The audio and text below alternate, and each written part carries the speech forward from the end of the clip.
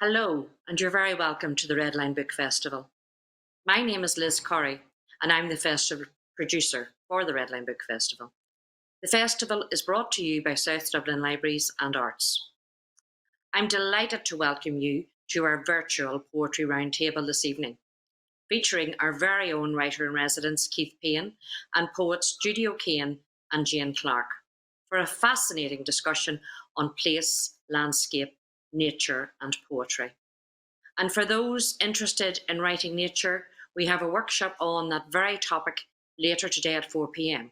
All the details are at redlinebookfestival.ie. But for now, take it away, Keith.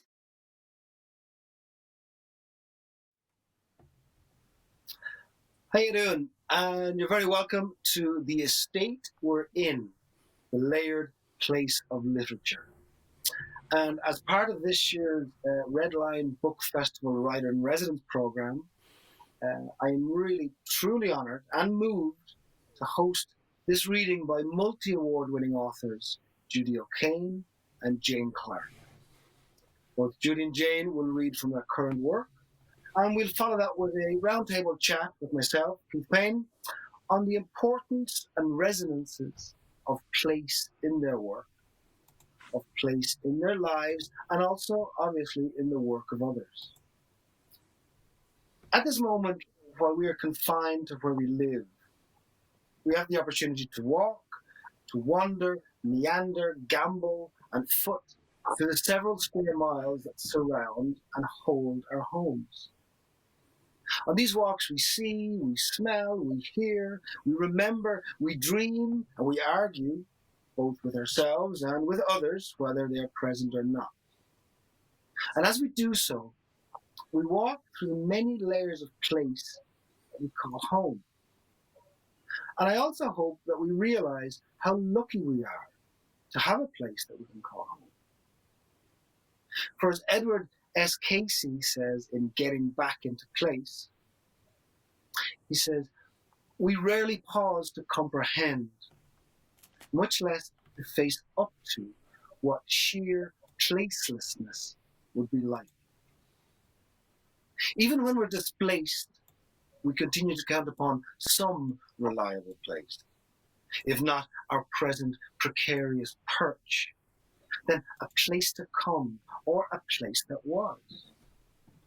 When we easily imagine or project an ideal or even just a better place to be. And we remember a number of good places we've been, we find that the very idea, even the bare image, of no place at all, occasions the deepest anxiety.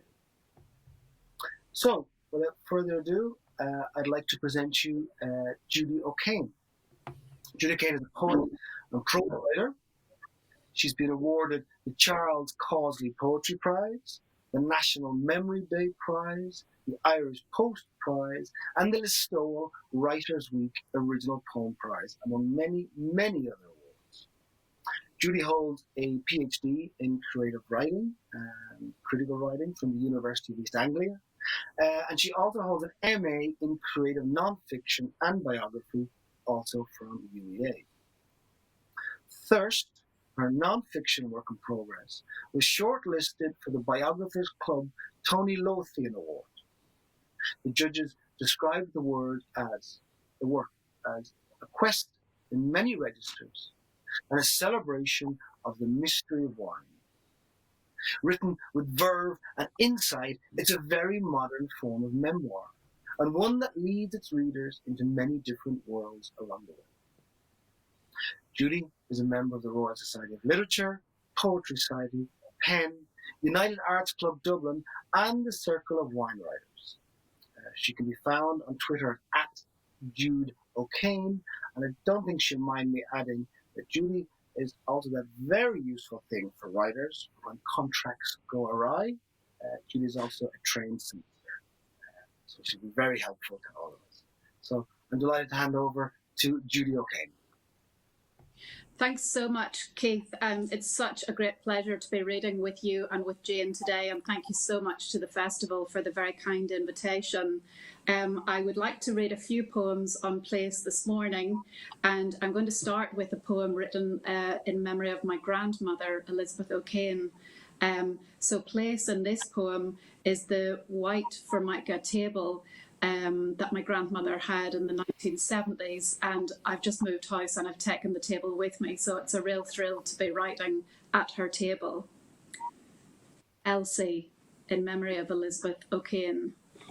The smell of sponge cake cooling on the rack, clear vegetable soup made with pasta, not potatoes.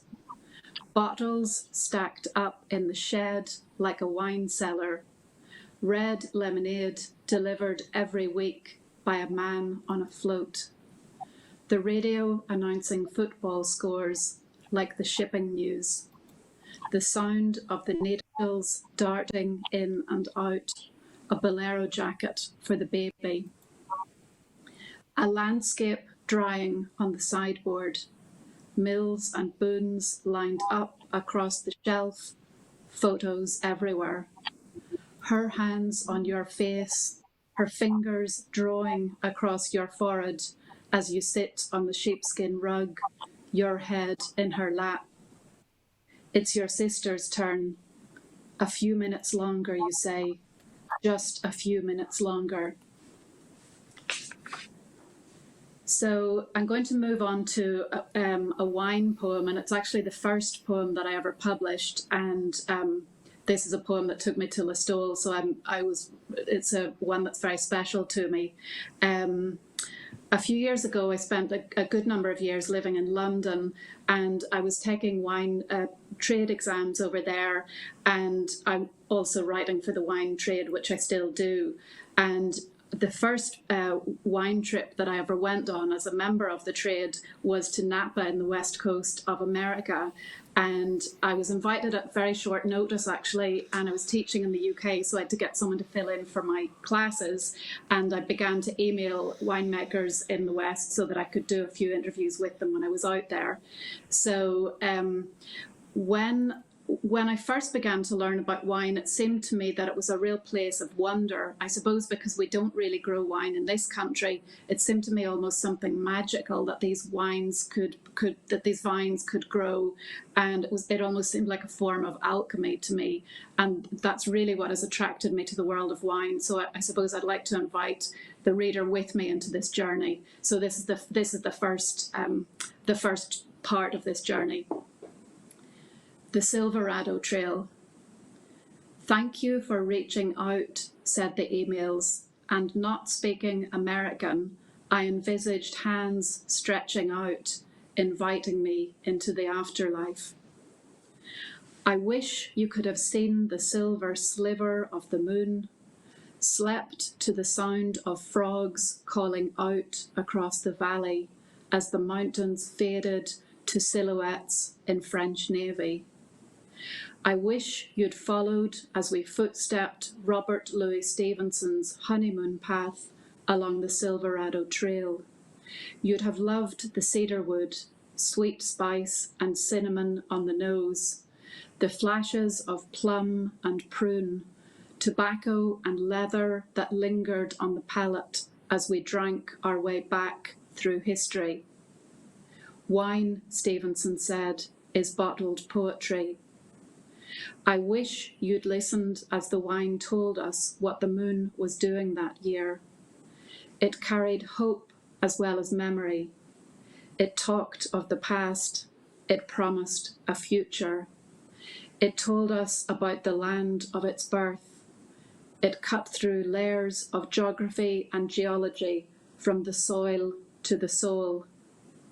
I wish you'd seen the rows of Sauvignons and Chardonnays, the Cabernets as dark as squid ink.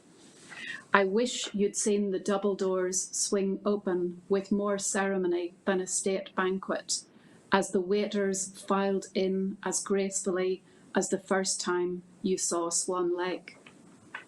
That night held the ghosts of laughter, echoes of conversation that lingered on the tongue for days. It would have carried you back to a state of innocence. The photos would have reflected your face smiling into the camera, your lips stained like a child's face, smeared with birthday cake. I wish you'd witnessed how the sun tiptoed across the Pacific before the Golden Gate Bridge appeared, a tunnel back into winter. I wish you'd seen how the workers waxed and waned over the vines like turf cutters digging into the bog, then pausing for the Angelus. So many of the wine poems allow me to explore place almost as a polar opposite of where we are in Ireland. Often I'll travel from Ireland or from the UK if I'm over there at the time, and I may be travelling to the other side of the world, and often it's winter here and I'm heading into summer, and that really adds to the sense of otherworldness. So I'm going to move in this reading from my first wine poem to my most recent wine poem, which was written on my last, and in other words, my most recent wine trip, which was to New Zealand, which again, to me, is a hugely magical place. It's a very strange place because it feels in so many ways like home. I have a lot of family there. But having said that, when you fly there, you couldn't get any further away from home. If you flew on any further, you'd be on your way back home. And when you're there are place names in Irish and Scottish, so you have a very strange sense of being home and being away. And so it's in some ways a polar opposite, but in some way, or a mirror image, but in other ways it's home. And in my non-fiction work, I kind of explore how I went to the New World in terms of wine. And in the New World, that's where I began to find my own roots. I'm going to speak about a place in the South Island of New Zealand, which is inland. It's called Central Otago, and it grows absolutely wonderful Pinot Noir, which is a really gentle grape. It's a very sensual grape. It's hard to grow. It's a thin-skinned grape, which is prone to rot, and sometimes the crop is very difficult to grow. It's said to be a very romantic grape for that reason, and it can often produce fragrant and what are called feminine wines. They're not big wines in alcohol or oak or even tannin. They're gentle wines, and that adds to the sense of romance, really. And in the Otago area, much of the wines are grown on schist, and I think that Jane has written about schist in different contexts. And schist here is a very fragile and very friable rock that can kind of give way underfoot. So the stretch of land that I'm talking about is called the Gibston Valley, which was first planted out by an Irishman called Alan Brady. And this stretch of road leads into Queenstown, which is one of the adrenaline capitals of the world. So you've got a very quiet and very remote place, and that's juxtaposed with skydiving and jet skiing and skiing, and there's a bungee jump there, which I think was the first in the world. So it's a really interesting place of contrasts, and it's somewhere that I dream about a lot. So, tasting notes. Central Otago. Schist shimmering, midsummer Central Otago.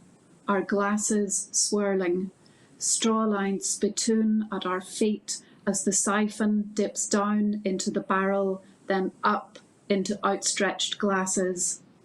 Our tasting notes written against oak barrels that might be monastic escritoire. As wines unfold, quietly continuous, as glacial water races through the valley, as divers drop through the ravine, taut, twisting towards turquoise water, bound by the bungee cord, swirling, suspended in the southern hemisphere, then brought back up. Soon we will return north to winter, to clay, cold beneath our feet. So I'm going to read a poem much closer to home. 10 years ago, I took a sabbatical from my day job in law, and one of the things I did that year was the 12-week course in Ballymaloe Cookery School in East Cork. And that's also a place which is very, very special. It almost has its own microclimate. Stone fruit can be trained up against south-facing walls. And often Rory O'Connell would lift up some produce and say to us, you will not get this to grow north of Fermoy. So it seemed like a place that was really, it was almost just, we were all quite bereft when we left it, and often the group would have reunions either in London, and often we would meet up back in Cork. And we really had this sense of loss when we left this place, and we had a huge sense of trying to almost steal it and take it with us against, almost against nature, almost. So I'll read it. The fig tree. Every year we made the pilgrimage, pillaged and plundered, plucked wild garlic from ditches, dangled off trees, reaching out for elderflower. The gardener pressed seeds and cuttings into our hands. It took two of us to lever the tree into the car, mud everywhere, hold it down with the seatbelt. Potatoes in flower flashed by as Ballycotton Bay disappeared in the rear view mirror. The leaves pressed up against the window like children's faces. A man with a trolley dragged it across the car park into the lift. It clung to the door, losing leaves and fruit. We coaxed it out onto the balcony, dragging and pulling like a forceps birth.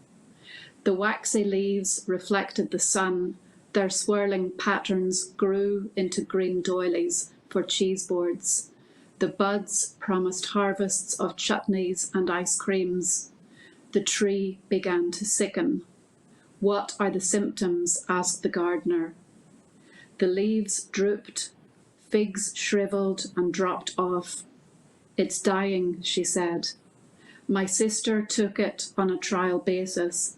Branches bent back, twigs snapped, the last figs bounced off the door frame, rolled across the wooden floor like marbles. It stood in a pot so it wouldn't colonise the garden. It rallied. New shoots appeared, then buds which the birds ravaged before they had a chance to ripen. It sulked in the corner, shed its leaves the day after it was fed, like a patient spitting up medicine. It became the child in a custody dispute. I can't stand over the thing and water it every day, said my sister. Oh my goodness. Sorry.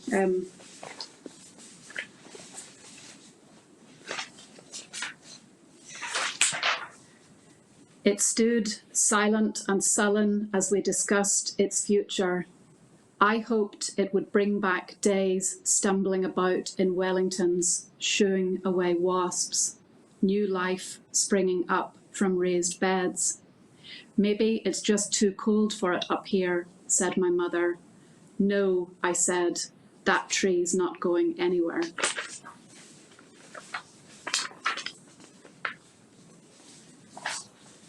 And I'll close with a poem which was written from the archives in the University of East Anglia. They have a great collection of writers' papers there, and I was lucky enough to go through Roger Deacon's papers. He was a beautiful nature writer who used to swim in the moat surrounding his home, and in fact even his swimming shorts are a part of the collection which they hold in the archives, although I didn't call up that box. So I'll finish with this waterlog, and this one kind of explores place and almost placelessness and not having one's own place as well, which Keith, you had touched on earlier. Waterlog. He's circling the moat, his forearm gliding through the weight of the water, fluid and fluent, and I float in his wake. Everywhere liquids move in rhythms, he says, his pen never lifting from the page, my fingertips following the braille of his thoughts, mirroring the movement of his hand, my ungloved fingers feeling their way into his words as though rubbing a scar. An oyster is a series of ripples, the words whisper, our fingertips separated only by a sheet of paper. I make my way through manuscripts tangled up with contact details, hold the layers of his life with invisible kid gloves, then fold them into cardboard boxes like vintage lace gowns. I wade in deeper. He writes, digging the potatoes at Mellis, I put my hand in the soil and am surprised to find how warm it is. I wonder what remains of this life. Would anyone answer if I called these numbers?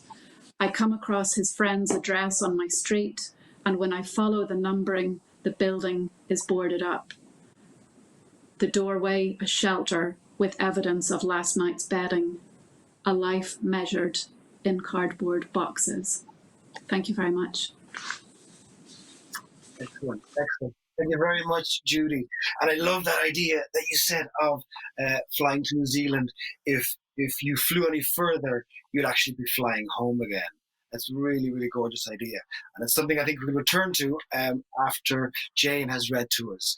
And so, without further ado, going further and going further home, it's my great pleasure to introduce you to Jane Clarke, who is the author of two poetry collections, The River and When the Tree Falls, both from Bloodact Books in 2015 and 2019. She's also the author of the chapbook, All the Way Home, which is an illustrated sequence of poems in response to a family archive of First World War photographs and letters that are held in the Mary Evans Picture Library in London. And All the Way Home was published by Smith Doorstop in April of last year. In 2020, When the Tree Falls was shortlisted for the Pigott Poetry Prize, the Irish Times Now Award, and the Farmgate Cafe National Poetry Award. It was also longlisted for the Royal Society of Literature's Undace Prize, given for a distinguished work of fiction or non-fiction evoking the spirit of a place. The poem Copper Souls from When the Tree Falls is one of the highly commended poems in the Forward Book of Poetry 2021. Originally from a farm in the great county of Roscommon, Jane now lives in Glenmalure, County Wicklow, where she combines her writing with coaching and mentoring. Jane, it's great to have you here. Thanks for coming. Thanks very much, Keith, and thanks for inviting me to read here, and thanks to the Red Line Festival. And also, Judy, it was lovely to hear your work. Really enjoyed that. So, yes, on Poetry of Place, I thought I'd start with a new poem which was written during lockdown, and it was about it's about this place where I'm reading from today, our home. The Quay. The house looked like home that evening in May. Honeysuckle entwined in hazel, oak coming into leaf, the stove-warmed kitchen, windows facing the hills. It rains the day we're handed the key, linoleum curling in corners, damp patches on ceilings, blinds we can't raise. A marble rolls in an empty drawer. Heads down, eyes not meeting, we sweep and scrub. We turn up the radio, unpack boxes, place our books on shelves. Darkness tells us it's time to rest. Lifting the bedside lamp from the car, we hear the Avonbeg at the end of the road, smell hay in our neighbour's field. A horse whinnies. Venus unlocks the sky. And so another poem from Wicklow, which I wrote to celebrate our civil partnership in 2011, and our civil partnership, which felt like marriage, and subsequently we were able to get married, but it came after being already together 19 years. So it was very different to, the usual maybe wedding after 3 or 4 years together. So that's where the poem comes out of. Now, I'm actually reading it out of this wonderful new anthology, the Blood Axe Anthology, and it's my first time to read from it. And I have to say, I am thrilled to have a book and poems in this anthology. So, vows. I can't promise it's chiselled from gold in spirals that speak of forever. I can't tell you it's wise as a mountain with pines that reach for heaven. I can't promise it's flawless as honey gathered by bees in bell heather. I can't say it's simple as silk spun from cocoon into treasure. But I promise it's rooted as rowan with berries that sing to September. I promise its to and its fro will surprise like Glenmalure weather. A seasoned rowboat, moored or unmoored at your pleasure. So then again, on the theme of home, or theme of place, one of the issues, of course, is ownership of place and belonging, and whose is the place and what makes the place yours. So, I wanted to read a poem that addresses that theme. And again, this is also in the Blood Axe Anthology. It's from my first collection, The Field, the River. Who owns the field? Is it the one who is named in the deeds, whose hands never touched the clay? Or is it the one who gathers the sheaves, takes a side to the thistles, plants the beech, digs out the dockweed, lays the live hazel? Is it the one who is named in the deeds, or the one who pulls ragwort on his knees? Lifts rocks into a cart, splits larch for stakes, the one who gathers the sheaves, slashhooks the briars, scatters the seed, cuts his hand on barbed wire, hangs the gate? Is it the one who is named in the deeds, or the one who could surely lead to where children made a hiding place in an old lime tree? He gathers the sheaves. Is it the one who tends cattle and sheep and can tell you how the field got its name? Is it the one who is named in the deeds, or the one who gathers the sheaves?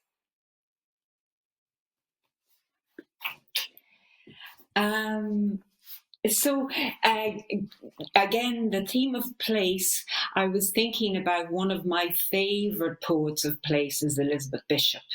And even though she was relatively rootless poet, root ROOTLES poet, she and travelled so much, she wrote the most marvellous poems of place. And one of my favourites is The Moose. And just the first two lines are, from narrow provinces of fish and bread and tea.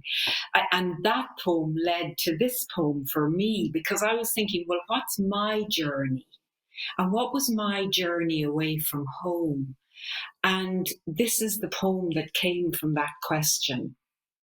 And just to say, there's an expression called the bottoms in this poem, and that is the low-lying, they're the low-lying fields at the edge of a river. The suck.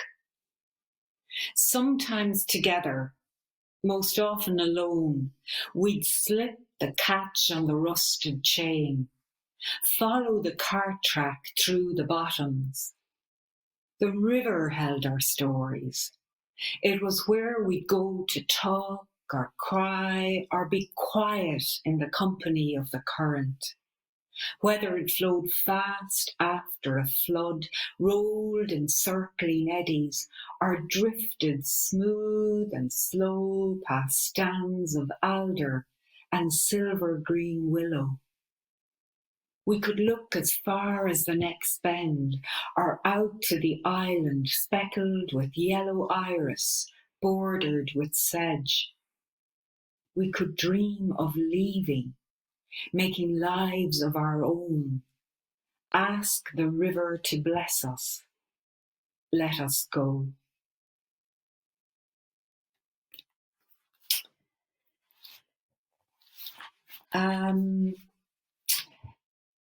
Judy read that lovely poem about Elsie. Isn't it Elsie, Judy, your first poem is?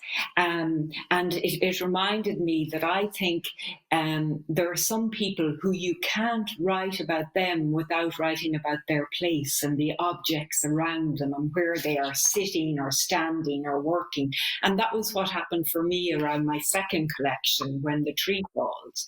It wasn't that I intended to write poetry of place, but if I wanted to write about my father in his illness, in his death, in my mourning, it had to be his place where he was born and lived for 87 years. So, and I suppose he embodied that place and the place embodied him. So, 3 poems from that collection that I could take away from him these long days in the hospital, the digging for a vein in his arm, the drip that stops him sleeping, the pain that makes him whisper, Jesus Christ, oh Jesus Christ. That I could take him back to his cobblestones and barn, his rooks and the birch trees, his nettles and ditches, limestone and bog. That I could find the words to tell him what he will always be.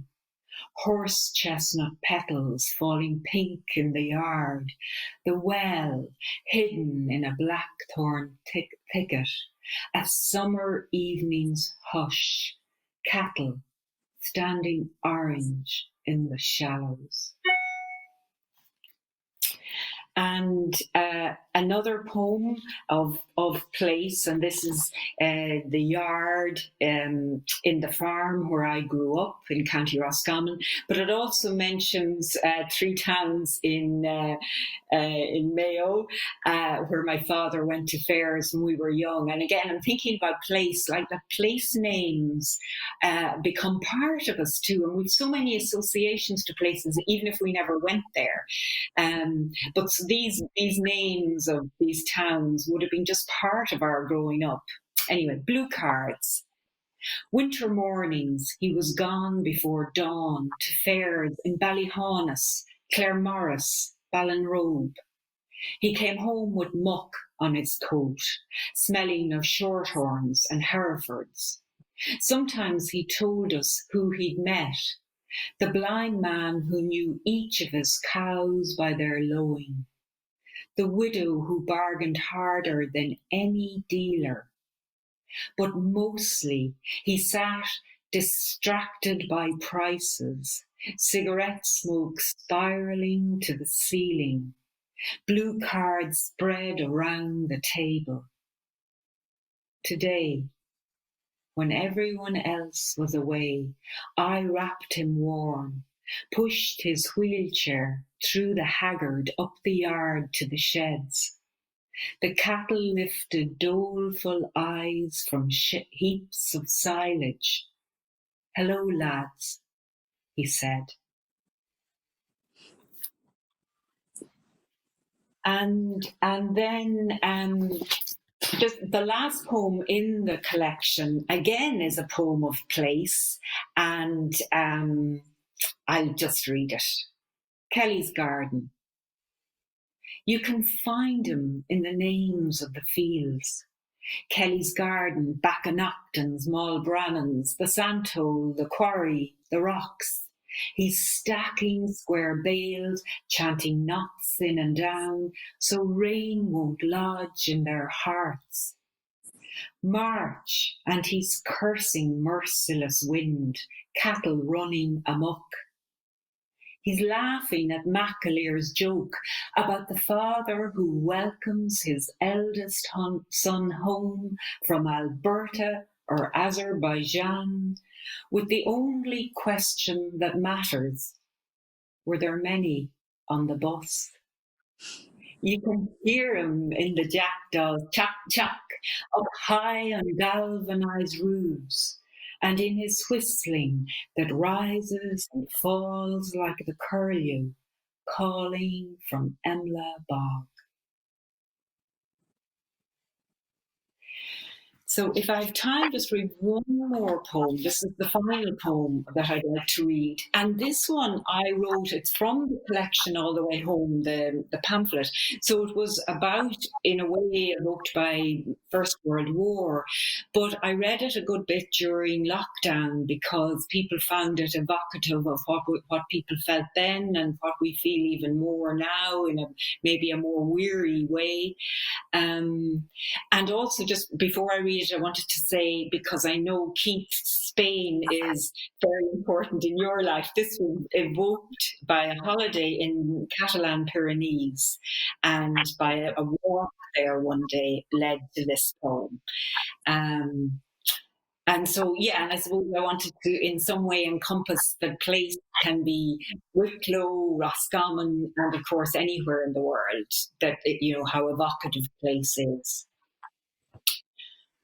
When all this is over, we'll follow a path through silver birch and pine.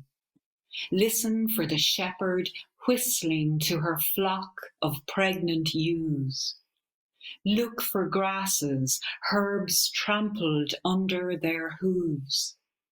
Catch the scent of crushed chamomile, lavender, thyme. From the mossy mountain side, drink the river's source. Thank you very much. Thank you. Beautiful. Thank you very much, Jane. That was absolutely gorgeous. I'm still swirling with that wonderful rhyme of Glenmalure weather that you had in there. And of course, deeply, deeply moved by that poem that I could. I did my best to hold it together as you came to the end there. I want to start, Jane, with yourself. In the opening to The River, your first book, you have that quote from Heraclitus that we thought we all knew, but in fact, I think we realize we don't. It opens with the statement that everyone has heard. We cannot step into the same river, nor touch mortal substance twice in the same condition. And that's come down to as you cannot step in the same river twice. However, you've got the full quote here, and that's what I find really interesting. And what it says is, by the speed of its change, it scatters and gathers again. And this notion of gathering again, Judy hinted at it with this idea of trying to bring Cork with her, essentially, after that Ballymaloe spell. And I think you hinted at it also with the Glenmalure poem, The Key, I believe. So after this great passing through place, and with the passing of your father from that place, and he is, as you said, embodied by it and embodied in it, can we gather again? Will there be a gathering again, do you think, Jane? Well, it's interesting. I think, in a way, poetry and is like ritual.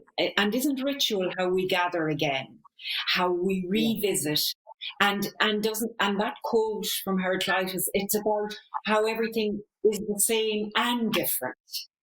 I mean, it was funny because I was in Roscommon this past weekend, and another big beech tree had fallen, and I was thinking the tree does keep falling. It's not that it just falls once; it keeps falling. That's the nature of grief. It's the nature of love, and the nature of change.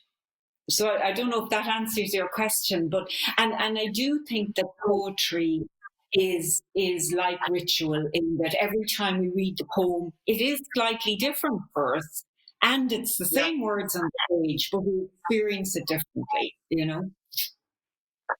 it does. That answers it. I mean, beautiful image that the tree keeps falling, both in love and in grief. That's really gorgeous.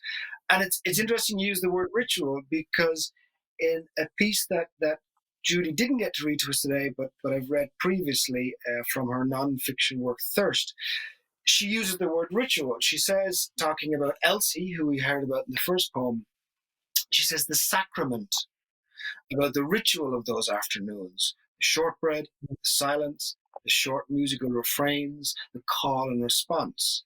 This is where she's in Elsie's drawing room. And that idea of sacrament, of ritual, of something sacred, but it's also something that contains obligation. And in Jane's poems and in Judy's poems, it's the obligation of work. People are working, they're planting vines, they're tending the vines, they're in the haggard, they're sculling, a new verb for me, they're cleaning, they're baking, they're kneading, they're walking on and being touched by the land. So Judy, and also then Jane as well, is there something sacramental about place that many of us are missing? And then I wonder, will this gathering again be as we turn back or as we continue and start looking toward environment and ecology? Oh my goodness, that's a lovely question. Is there something sacramental about place? I love to look at place as a kind of a receptacle of memory and knowledge, and I kind of look on it as a place that holds the dead and even that holds secrets. So I suppose that's a question for each individual person. Sometimes it feels to me like it is sacramental. Others, of course, may experience it differently. So yeah, I hope that answers that lovely question. It does. And I suppose that also, I went on the etymology online last night to look up the word sacramental, coming from sacred, and they're kind of uncertain of the origin of it. It may be Indo-European and maybe apparently, but it definitely also has that element of mystery, doesn't it? Yes. You mentioned absolutely. You mentioned alchemy before with wine, and also that great quote from Stevenson that what did he say? Poetry is bottled wine, I think. Yes. And so, Jane, for all our research and all our absolutely attentive watching and listening, isn't there a sense of mystery when we're writing these poems, when we're evoking place? Yeah, absolutely. And I mean, because one of the points I wanted to make thinking about poetry of place was that I didn't set out to write poems of place.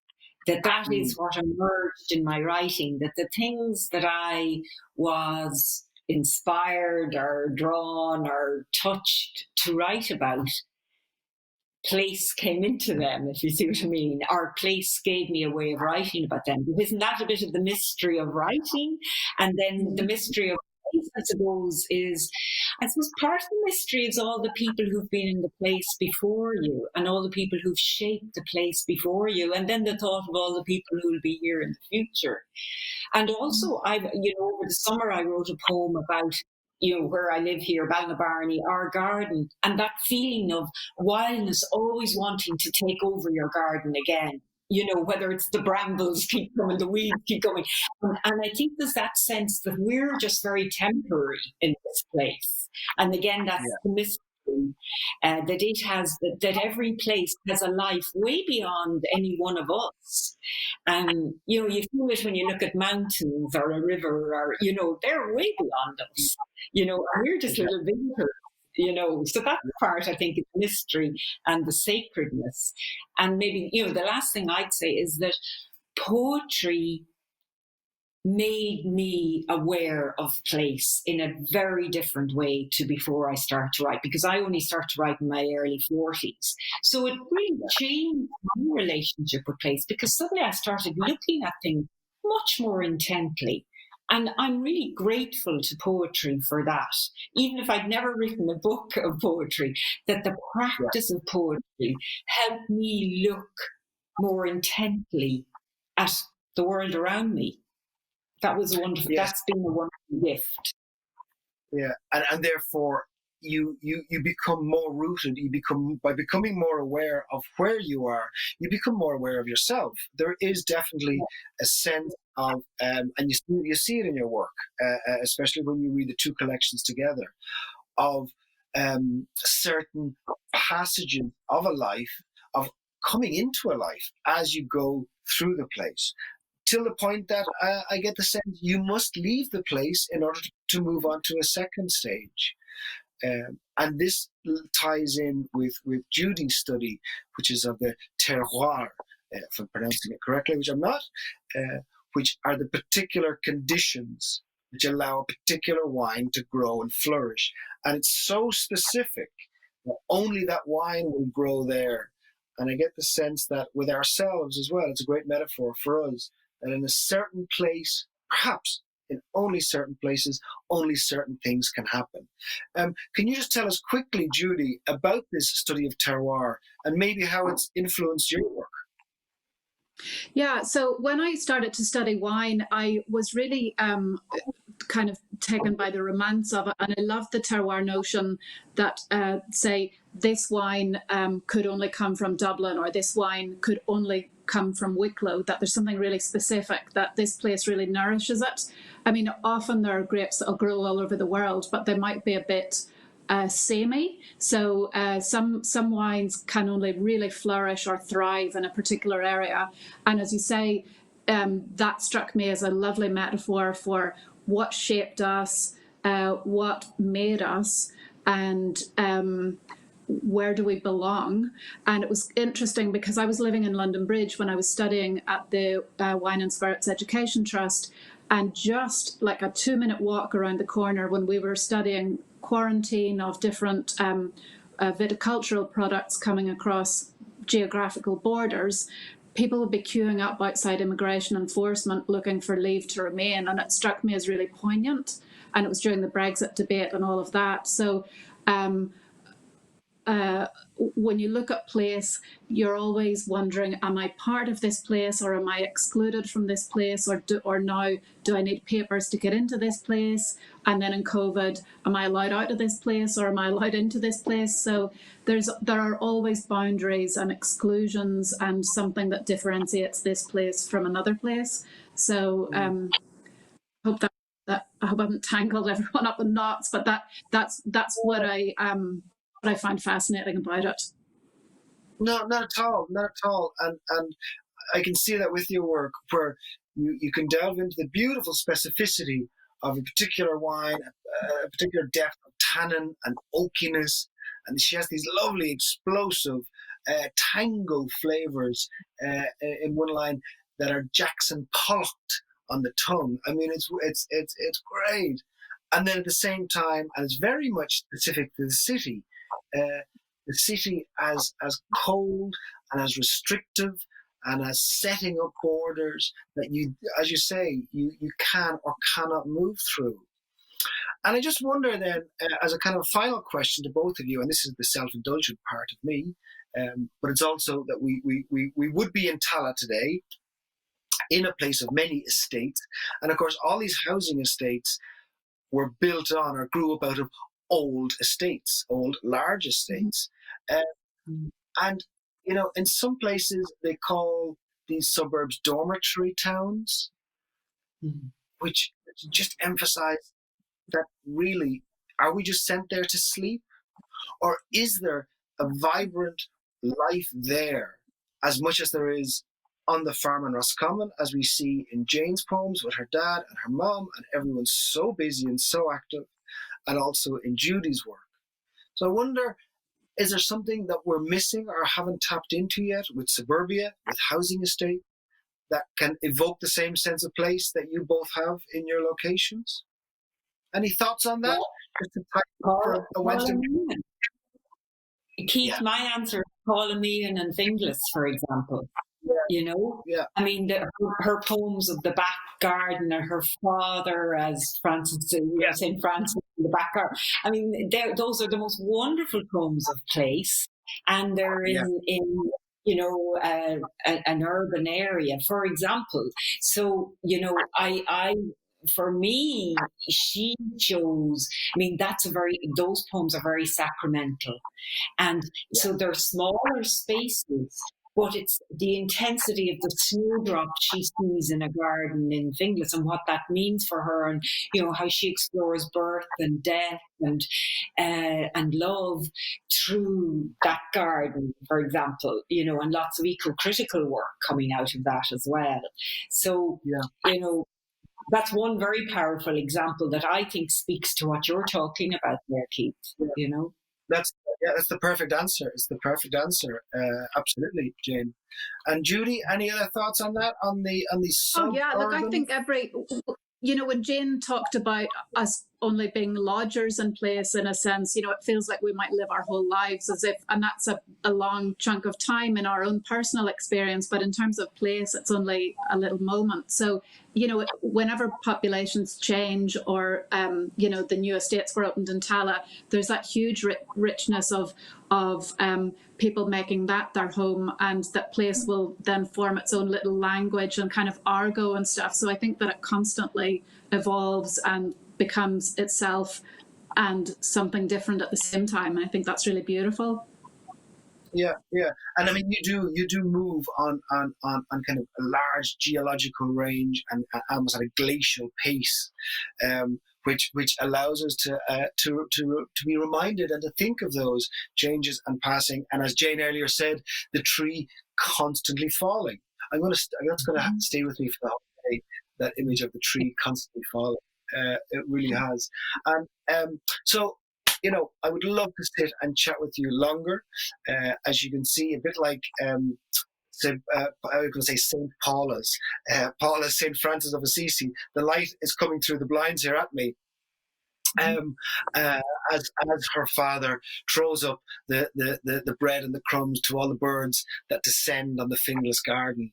So it really was a great pleasure and a great burst of light to listen to you both read and to speak to you both and to see into your garden in Glenmalure, Jane, and to see you in your new house, Judy. So listen, guys, thanks so much. And I look forward to seeing you in person, where we can hopefully celebrate with a glass of wine and some more poetry. Thank you both very much for joining me. Thank you so much for having me. It's been really wonderful. Thanks both, and to the festival. Thank you. Thank you. Thanks, Judy. Okay.